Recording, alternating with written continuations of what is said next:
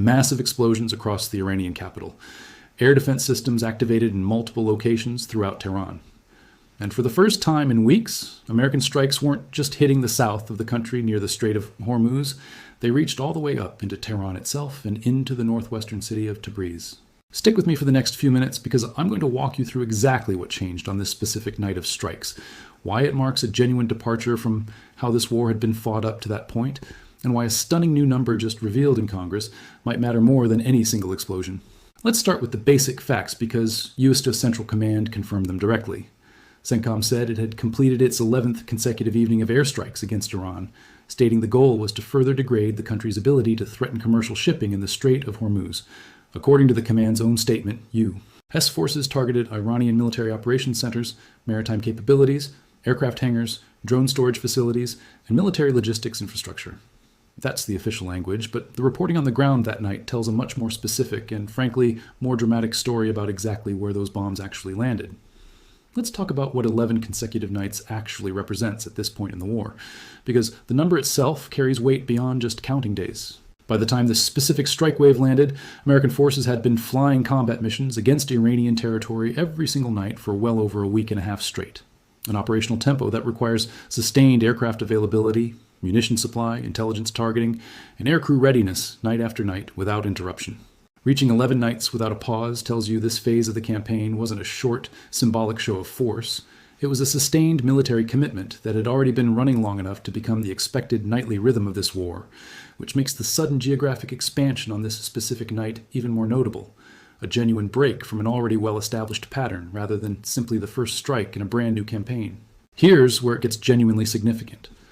Al Jazeera's own correspondent reporting from Tehran, Tawhid Sadi, said massive explosions were heard across the Iranian capital, and that the air defense system had been activated in various locations throughout the city. Think about that phrase for a second. Activated in various locations, plural. Not a single isolated incident, but a citywide response.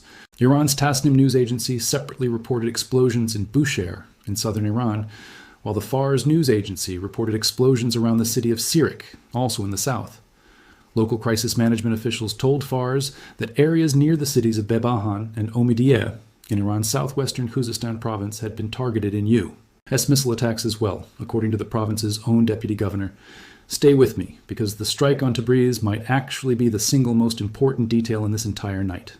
Fars reported that U.S. forces attacked a military site on the outskirts of Tabriz in Iran's northwest, hitting a military zone at around 2:40 Monsieur Local time, with local officials specifically noting there had been no attacks inside the city itself, just the military site nearby. Al Jazeera was explicit about why that matters, stating directly that the attacks on Tabriz and Tehran marked a departure from the general trend of strikes in this round of the war, which had largely focused on southern Iran and the area around the Strait of Hormuz. For 11 nights, this campaign had a geographic logic to it. Concentrate on the waterway and the infrastructure that threatens it. This specific night broke that pattern wide open. Let's talk about Tabriz specifically for a moment, because its location carries its own strategic weight separate from Tehran's political significance. Tabriz sits in Iran's East Azerbaijan province, close to the country's borders with both Armenia and Azerbaijan, historically one of Iran's most important northwestern industrial and military centers. A strike reaching that far northwest, on the exact opposite side of the country from the Strait of Hormuz, tells you whatever target sat on the outskirts of that city carried enough intelligence value to justify extending this campaign's reach across essentially the entire length of Iran in a single night. That's a genuinely different kind of operational decision than simply intensifying strikes within an already established southern target zone. It requires new target packages, new flight planning, and likely new intelligence sourcing, specific to a region that hadn't been a primary focus of this campaign up to that point. Let's talk about what that geographic shift actually signals, because it's not a small tactical adjustment. Tehran and Tabriz sit hundreds of miles from the Strait of Hormuz, deep in Iran's interior and northwest respectively. Far outside the immediate operational zone this campaign had been confined to for the better part of 2 weeks. Reaching that far north and doing it on the exact same night tells you American mission planners had either identified new time-sensitive targets that simply couldn't wait, or made a deliberate decision to expand the campaign's footprint specifically to demonstrate that no part of Iran, including its own capital, sits meaningfully outside the reach of this operation. Either explanation represents a real escalation in how this war was being fought, regardless of which one turns out to be closer to the truth. That distinction between those two explanations, urgent time-sensitive intelligence versus a deliberate strategic message, is worth sitting with a little longer, because the honest answer is that we can't fully resolve it from the outside. Military campaigns don't typically announce which motivation is driving a specific night's target selection, and both explanations would produce exactly the same visible outcome: explosions in cities that hadn't previously been hit. What we can say is that the timing, arriving on the same night as Hegseth's massive funding request to Congress, and in the same week as Trump's specific threat against Pickaxe Mountain, at minimum creates the appearance of a coordinated escalation across military, political, and rhetorical fronts simultaneously, whether or not that coordination was actually deliberate. Now, let's zoom out to the regional picture, because Iran wasn't just absorbing hits that night, it was also actively striking outward. The Kuwaiti army said its air defenses were intercepting an Iranian drone attack that same day, and Al Jazeera noted Iran had repeatedly attacked Gulf countries, including Kuwait, Bahrain, and Qatar, ever since American strikes resumed earlier that month. That's the exact same pattern that's defined this war throughout its later stages.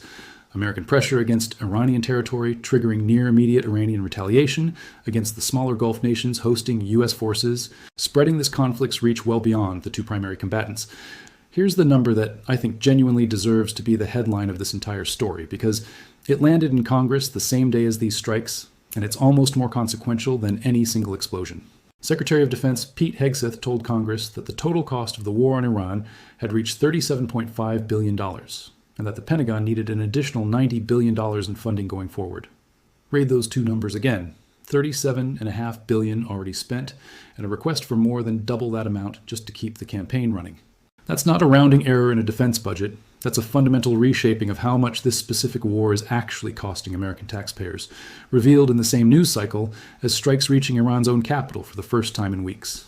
Let's put that $90 billion request into some kind of usable context, because a number that large is easy to hear and hard to actually process.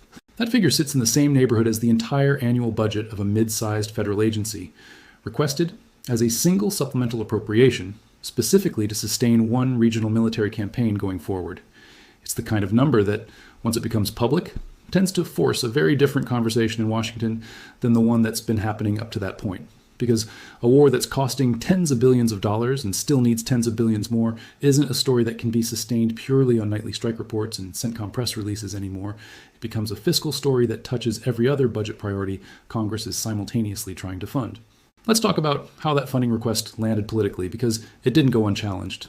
Hegseth faced considerable pushback from Democratic lawmakers during that same testimony. Senator John Ossoff of Georgia, who's up for re-election later this year, directly challenged Hegseth's earlier claim that Iran's military had been destroyed, pointing out the obvious tension in that framing. If Iran's military had genuinely been destroyed, why would the Pentagon need $90 billion in additional funding to keep fighting it? That's a genuinely sharp political question, and it's exactly the kind of contradiction that tends to define how a war's public narrative starts to fracture once the actual costs become impossible to ignore. That contradiction is worth unpacking a little further, because it's not just a clever political gotcha. It points to a genuine tension in how this administration has described this war's progress at different points throughout the conflict. Declaring an adversary's military destroyed serves an obvious political purpose. It signals success and justifies eventually winding the campaign down. Requesting a massive new infusion of funding serves the opposite purpose. It signals the fight is far from over and requires substantially more resources to sustain. Both statements can't be fully true at the same time without some significant reconciling explanation. And Ossoff's question during that hearing was essentially forcing Hegseth to provide exactly that reconciliation in a public, on-record setting, rather than letting both claims exist comfortably in separate news cycles without ever being directly compared. There's a broader pattern worth recognizing here too, because wars that stretch on longer than initially expected tend to produce exactly this kind of funding request eventually, regardless of which country or administration is running the campaign. Initial cost estimates for military operations are notoriously optimistic, built around best-case scenarios for how quickly an objective gets achieved. When a campaign runs past its original timeline, and this one had already reached 11 consecutive nights of strikes on top of everything that came before it, stretching back to February, the gap between the original budget and the actual sustained cost tends to widen dramatically, eventually forcing exactly the kind of large supplemental request Hegseth brought to Congress that day. That's not necessarily evidence of mismanagement. It's simply what happens when a war's actual duration outpaces its planner's original assumptions, which appears to be exactly what's happened here. Now, let's talk about the target that might explain why this specific funding request arrived when it did. President Trump said he plans to attack a suspected Iranian nuclear site called Pickaxe Mountain, and his own words were specific. He said the strike would happen pretty soon, and very heavily. Iran's response to that threat came from its Khatam al-Anbiya central headquarters, which said there would be an expansion of attacks across the region if the United States actually strikes the country's nuclear sites. That's about as direct an exchange of threats as this war has produced. An American president naming a specific target and promising a heavy strike, and an Iranian military command structure naming the exact consequence, regional expansion, that would follow. Let's sit with what Pickaxe Mountain actually represents, because the name itself has become something of a mystery even among people closely following this war. It's been described as a suspected Iranian nuclear site, one that Trump has referenced multiple times as a target he intends to hit, but its exact function, location specifics, and current operational status remain genuinely unclear from the public reporting available.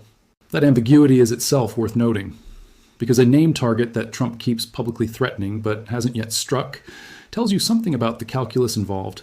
Either the intelligence picture on that specific site isn't fully resolved yet, or the political and diplomatic cost of actually striking it is being weighed carefully against whatever additional damage it might do to Iran's nuclear program. There's a pattern worth recognizing in how Trump has handled this specific threat compared to strikes he's actually ordered throughout this war. Most of the strikes we've covered across this entire conflict arrived with little to no public warning, CENTCOM simply announcing completion after the fact. Pickaxe Mountain has been different, discussed publicly, repeatedly, well before any strike has actually happened. That kind of open, repeated threat serves a different function than a surprise strike. It applies sustained psychological pressure on Iranian leadership, forcing them to prepare for and respond to a threat that may or may not ever actually materialize, while simultaneously testing whether the mere threat itself might extract some kind of concession without America needing to spend the resources and accept the escalation risk of an actual strike against a nuclear-related target. Here's why that threat matters so much in context with everything else happening that same week. Iran's own foreign ministry had insisted there were no plans for negotiations with the United States just days earlier, even as diplomatic efforts were quietly continuing. On a separate track, Iranian Minister of Interior Iskander Momeni held talks with senior Pakistani officials, including Army Chief Asim Munir in Islamabad, while Qatar's Prime Minister held a phone conversation with Saudi Arabia's top diplomat specifically to discuss enhanced diplomatic efforts and closer coordination for de-escalation. So you had, in the same narrow window, Trump threatening to heavily strike a nuclear site, Iran's military command threatening regional expansion in response, and multiple countries simultaneously working a quiet diplomatic channel trying to prevent exactly that outcome from actually happening. And that simultaneous mix of public threats and quiet diplomacy is worth understanding as its own kind of strategy rather than a contradiction. Governments engaged in active conflict frequently run exactly this dual track, maintaining maximum public pressure and rhetorical escalation, while simultaneously keeping a private channel open for exactly the kind of off-ramp that public statements alone would never allow either side to take without appearing weak. Momeni's meeting with Pakistan's own army chief and Qatar's coordination call with Saudi Arabia represent the kind of quiet, third-party brokered diplomacy that tends to actually produce results precisely because it happens outside the glare of public statements like Trump's Pickaxe Mountain threat or Iran's Khatam al-Anbiya warning, giving both sides room to negotiate without either government having to publicly back down from its own stated position. Let's talk about what those diplomats were actually trying to save, because it wasn't a new agreement, it was an old one that had already collapsed. According to Al Jazeera, the current wave of American and Iranian attacks resumed specifically after the breakdown of a memorandum of understanding the two countries had signed back on June 17th. Qatar's prime minister, in his call with Saudi Arabia's foreign minister, specifically underlined the importance of all parties committing to diplomacy and executing what had already been agreed to in that June memorandum. That's diplomats trying to resurrect a framework that already existed and already had both sides' signatures on it at one point, rather than starting from scratch, which tells you the core terms of a potential de-escalation aren't actually the mystery here. The willingness of both sides to actually honor them is. Now, let's talk about U.S. Secretary of State Marco Rubio's comments, because I think they capture the American position on the underlying dispute more clearly than almost anything else said that week.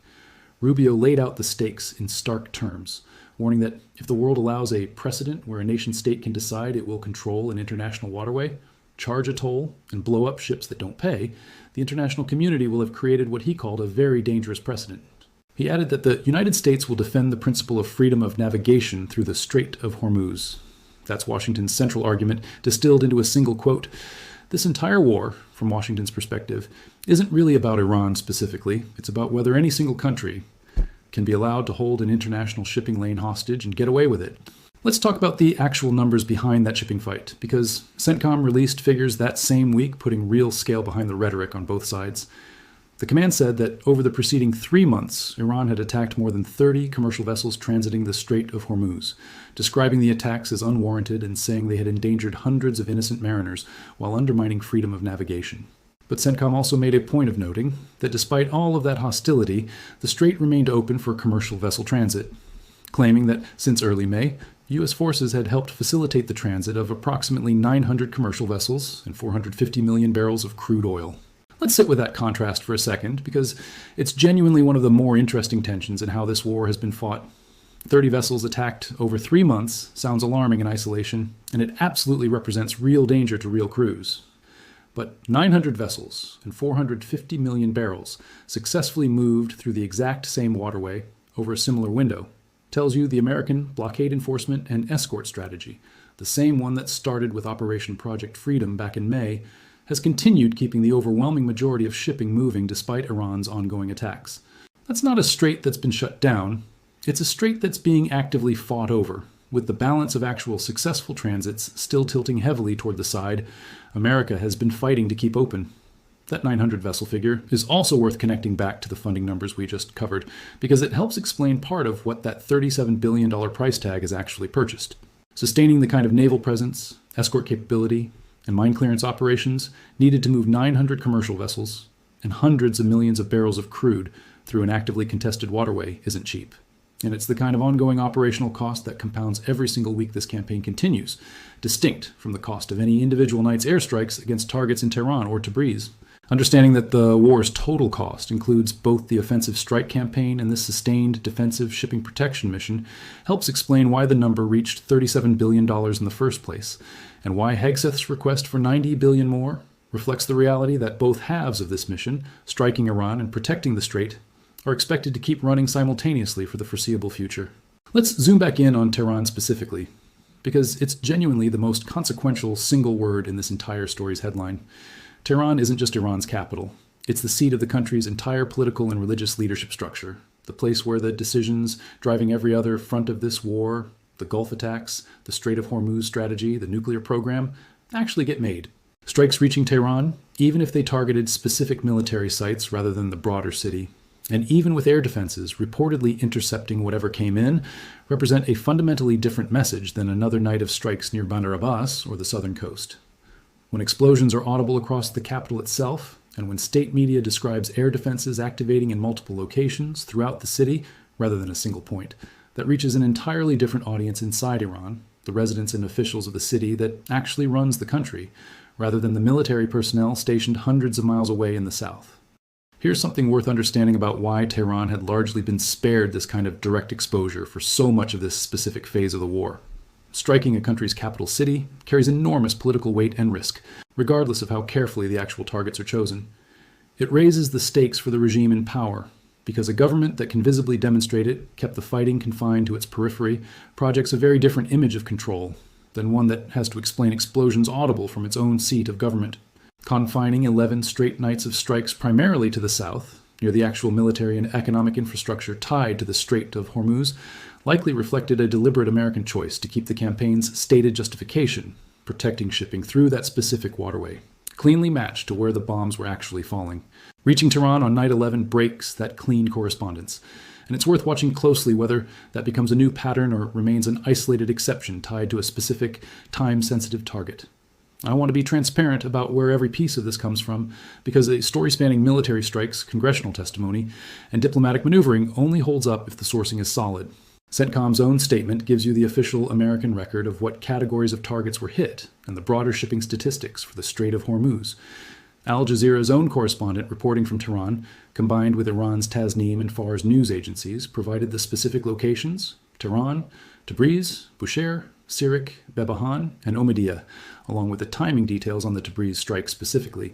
And the congressional testimony details, Hegseth's cost figures, and Senator Ossoff's pushback, along with Rubio's quote on freedom of navigation, all come directly from on-record statements made during that same news cycle, reported by Al Jazeera's own coverage of the hearing. It's worth noting how these different source types complement each other in a story like this one. CENTCOM's official statement gives you the strategic framing why the U.S. military says it's doing what it's doing. Iranian state media, even accounting for its obvious institutional bias, gives you specific, checkable details, named cities, approximate strike times, which local officials made, which statements that let you cross-reference the broader narrative against granular facts on the ground.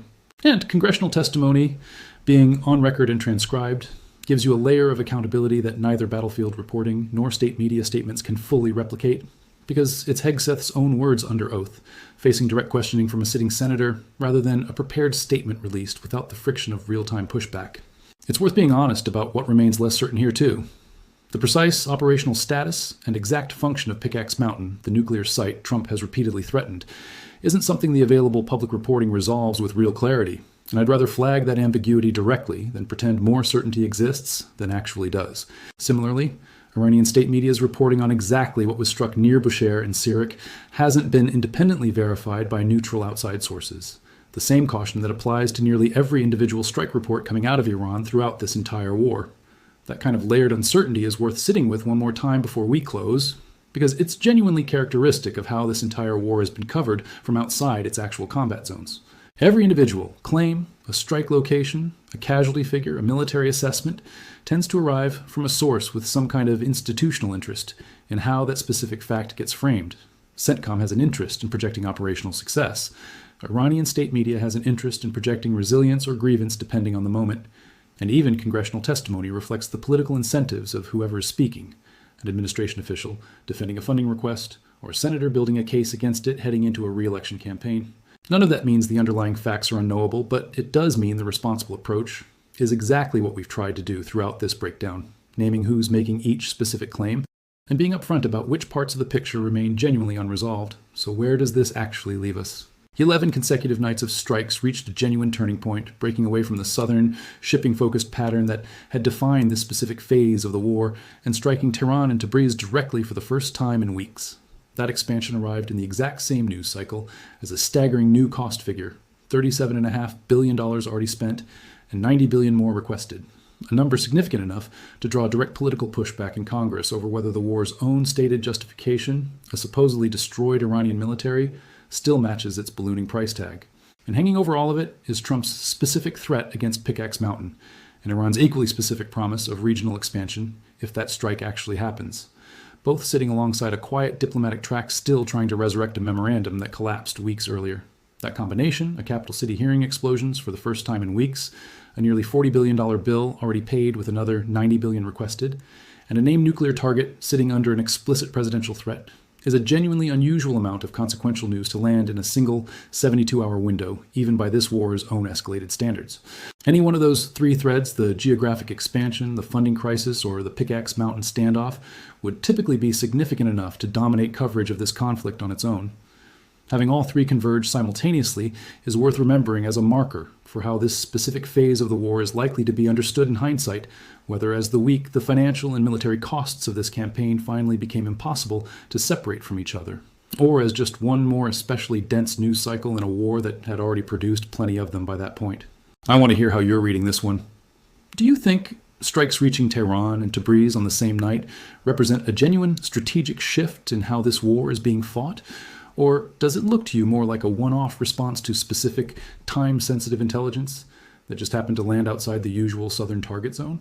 And now that we know this war has already cost $37.5 billion with another $90 billion requested, does that change how you think about how much longer Washington can sustain this level of military commitment, especially with lawmakers like Ossoff already pushing back on the Pentagon's own justification for the fight? Let me know your take in the comments, because I think the gap between the battlefield story and the budget story is one of the most underexplored threads running through this entire war. Thanks for sticking with me through the full picture on this one, and I'll see you in the next one.